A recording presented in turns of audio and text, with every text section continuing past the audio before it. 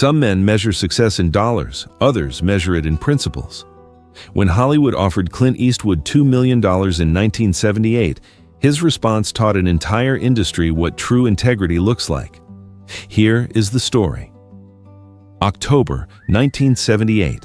A studio executive sits across from Clint Eastwood in a Beverly Hills restaurant. The contract on the table guarantees $2 million.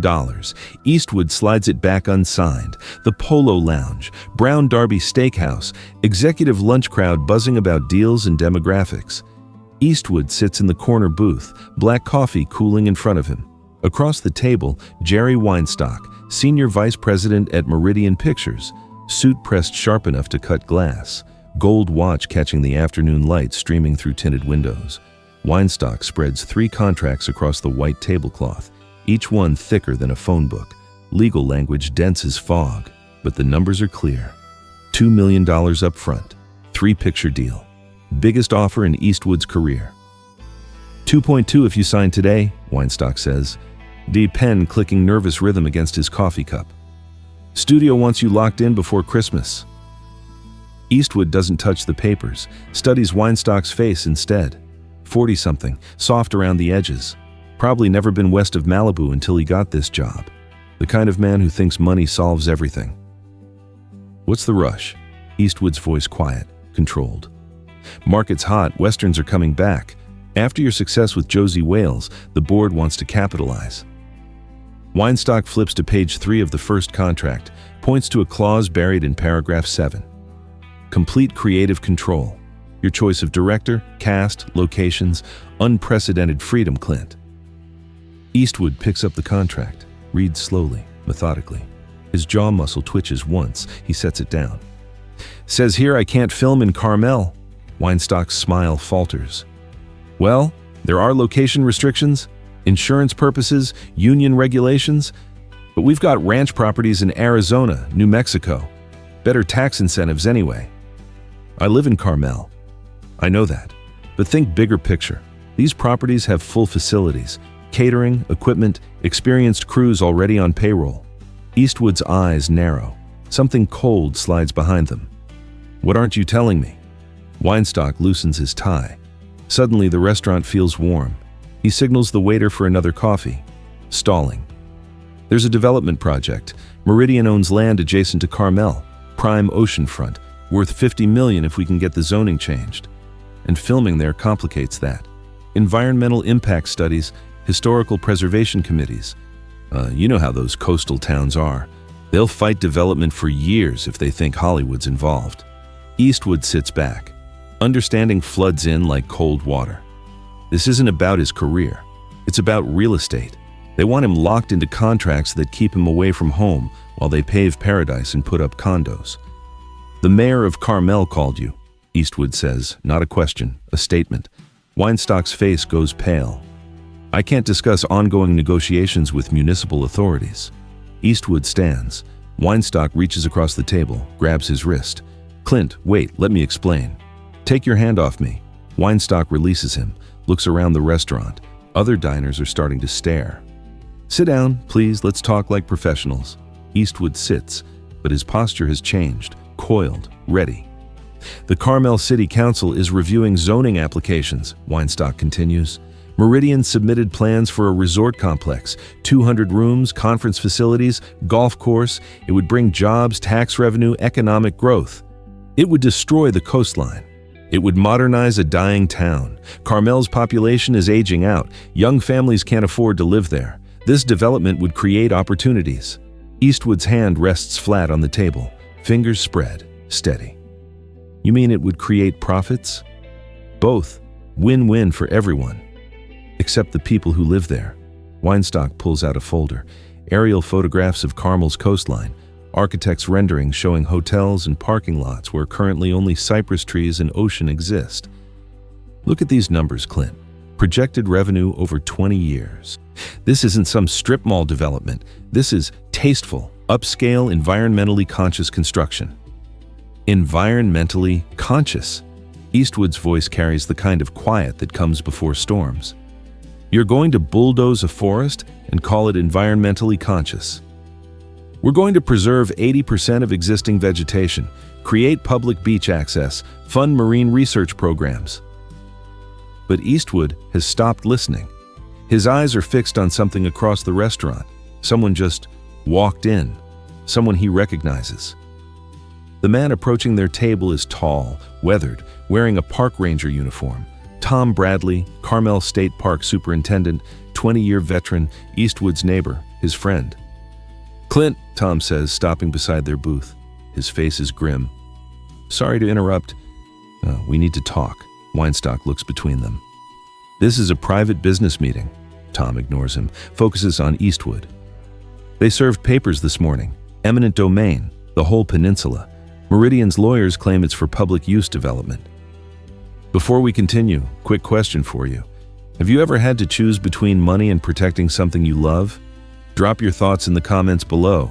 Eastwood's jaw tightens. "How long do we have?" 90 days, unless someone with serious legal resources fights it." Weinstock clears his throat. "Perhaps we should discuss this privately, Clint. Your friend here seems upset about something that's really just routine municipal planning." Tom's eyes go hard. "Routine? You're trying to steal 1,000 acres of protected coastland. We're trying to create economic opportunities in a region that desperately needs them, by bribing city officials and threatening property owners." The restaurant has gone quiet around them. Conversations stopped, silverware still. Everyone watching this showdown between Hollywood money and small-town principle. Eastwood reaches into his jacket, pulls out a folded newspaper clipping, sets it on the table between the contracts. The headline reads, "Meridian Pictures Linked to Offshore Tax Shelters." "Saw this yesterday," Eastwood says quietly. "Interesting reading." Weinstock's face drains of color. That's unrelated business matters." Says here Meridian funnels profits through Cayman Island subsidiaries, pays 0 federal taxes, while small towns like Carmel struggle with basic services. Tom leans forward. "You're not creating jobs, you're avoiding taxes and destroying communities. Those are complicated financial instruments designed to maximize shareholder value within legal frameworks." Eastwood's eyes are ice. "They're designed to steal from Americans while you get rich." Weinstock's phone rings. He checks the caller ID. His hands start shaking. He declines the call. It rings again immediately. "Answer it," Eastwood says. "It's not important." The phone rings a third time. Tom reaches across, picks it up, hands it to Weinstock. "Answer it." Weinstock reluctantly accepts the call. "Weinstock here." His face goes ashen as he listens. "Yes, sir. I understand. Yes, he's right here." He hangs up, stares at the table. "The board wants to speak with you, Clint." "About what?" "The newspaper story. Our legal department thinks you leaked it." Eastwood's laugh is cold. "I didn't need to leak anything. Just made some phone calls, asked some questions. Amazing what you learn when you actually care about the truth." "You've been investigating us?"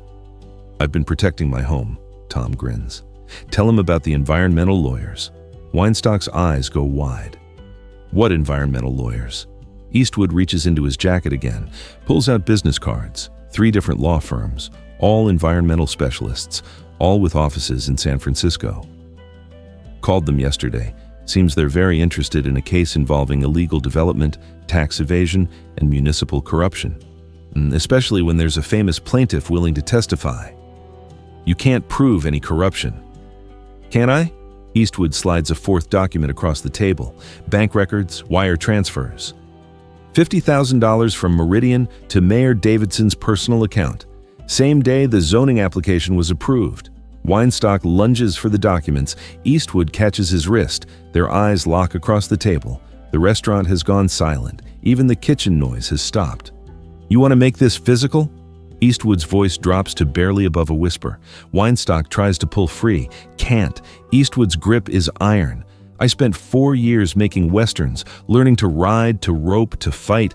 But before that, I spent 2 years in the army, infantry. They taught me things that don't show up in movies."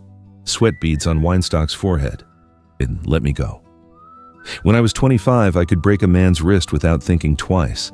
I'm 48 now, stronger than I was then. More patient, more careful about who deserves it. This is assault. This is education. Eastwood releases him. Weinstock falls back into his chair, clutching his wrist. Tom steps closer. "Mr. Weinstock, I suggest you leave. Now." Weinstock scrambles to gather the contracts. His hands are shaking so badly he drops them twice, finally gets them collected, stands up, backs toward the door. "This isn't over, Eastwood. You have no idea who you're dealing with." Eastwood doesn't stand, doesn't raise his voice. "Yes, I do. I'm dealing with a coward who hides behind lawyers and money because he's never had to face the consequences of his choices." Weinstock reaches the door, stops, looks back. "You're making a mistake. $2 million doesn't come along twice. Neither does integrity." The door closes. The restaurant slowly returns to life. Conversations resume. Silverware clinks against plates. Tom sits down where Weinstock had been. "Hell of a thing," Tom says. "It's not finished. They'll be back with bigger lawyers, better bribes, more pressure." "What are you going to do?" Eastwood picks up his coffee. Cold now, but he drinks it anyway. "What I should have done from the beginning. Get involved." "Meaning?" "Meaning I'm running for mayor of Carmel." Tom's eyes widen. "You serious?" "Dead serious. Can't protect something from the outside. Have to get inside, change the system." Tom laughs, shakes his head. "Movie star to politician. That's a hell of a career change. Same job, different script. Both require you to convince people you're someone worth following." They sit in comfortable silence. Outside, Beverly Hills traffic flows past. Inside, two men from a small coastal town plan to take on Hollywood money and win. "Think you can do it?" Tom asks. Eastwood's smile is thin, dangerous. "I've never lost a fight that mattered." April, 1986. Clint Eastwood sits behind the mayor's desk in Carmel City Hall. The office is small, cramped, nothing like a movie studio. On the wall hangs a framed photograph, the Carmel coastline, pristine and protected. His secretary brings the morning mail. Among the letters is one from Jerry Weinstock, postmarked from federal prison. The tax evasion investigation led to fraud charges, conspiracy, 36 months in minimum security. Eastwood reads the letter once, folds it carefully, files it under justice served. Then he returns to reviewing development applications, protecting the town that trusted him with their future. Integrity isn't about the money you make, it's about the money you refuse. Eastwood walked away from millions to save his community, proving that some things can't be bought. What would you sacrifice for your principles? Let us know in the comments, and don't forget to subscribe for more stories of American legends. Unfortunately, they don't make men like Clint Eastwood anymore.